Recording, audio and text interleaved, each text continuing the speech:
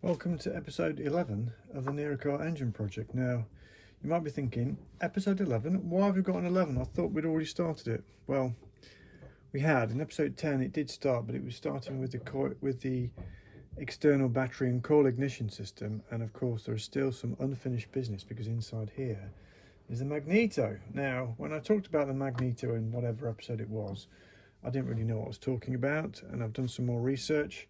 So in this episode we're going to delve back in there, check the Magneto coils again and work out what should and what shouldn't work, and do some more tests and hopefully get the Magneto ignition working, which would be great because it means you don't have to have all the battery and coil and stuff. So without further ado, I'm going to use the puller, which I made in episode, I don't know, 3 or 4 or something. Going to get the flywheel back off, take this off, and we'll get back inside and examine the Magneto stuff. So now we're back in, and thankfully it was very easy to get the flywheel off now that I've got this puller. Came off with a good solid crack, which meant that it was on quite tightly, but so that all went quite well. So now we're back inside here. Last time I talked about this, I kind of got it all a bit wrong, and I now know that this is actually the lighting coil, and it's meant to give 4 volts AC. And this in here is a primary and secondary ignition coil. So inside in the base of it, I think, is the primary coil, and then wrapped on top, wound on top, is the secondary coil. So in order to test this, we need to have continuity between one end of the coil and the other, which we do. I can hear that noise. So the lighting coil should be fine, should work. Secondary coil, so the ignition coil primary, we should have continuity between this end and earth, which we do, so that's good, that's the primary.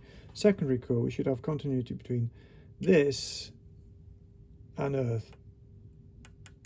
We don't, it's dead.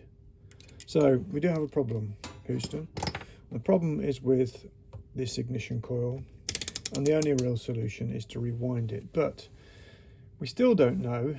I mean, the whole thing works by a rotating magnet, and if the magnet's no good, then it's not going to work anyway. So what I'm going to do is I'm going to stick it all back on, stick the flywheel back on, put this wire tidy somewhere, put the flywheel back on, and see if we can get some voltage out of the lighting coil. If we can, it suggests that the magnet is okay, in which case we can actually start thinking about rewinding this coil, which I've never done before. I'm not sure I'm going to do it, but that's what needs to be done. Anyway, so next step is stick it all back together, fire it up, and see if we can get a voltage out of the lighting circuit.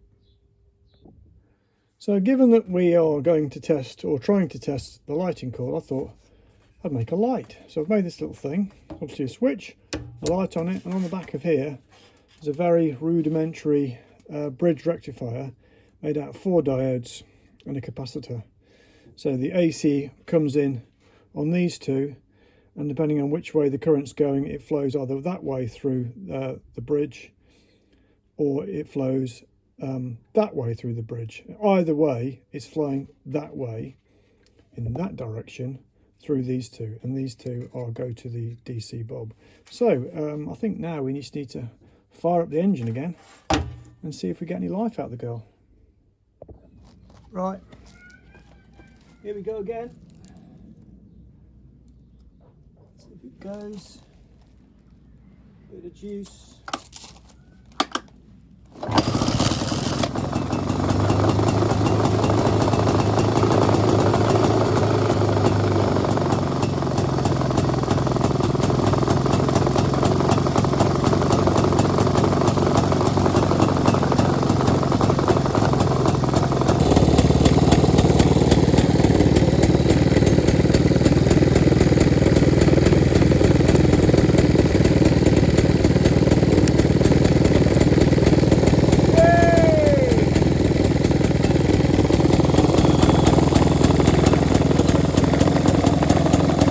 So that was pretty successful. The fact that the light came on means that the lighting coil is fine. Obviously we knew that, but also it means the magnet is fine. So for the ignition coil, which has a primary and secondary winding, it seems like the only issue is the secondary winding. So I think that's all for now. I think the next episode will be to tackle that secondary winding and see if we can get this thing running off its magneto. So subscribe and you'll get to find out when that happens. Cheers for now.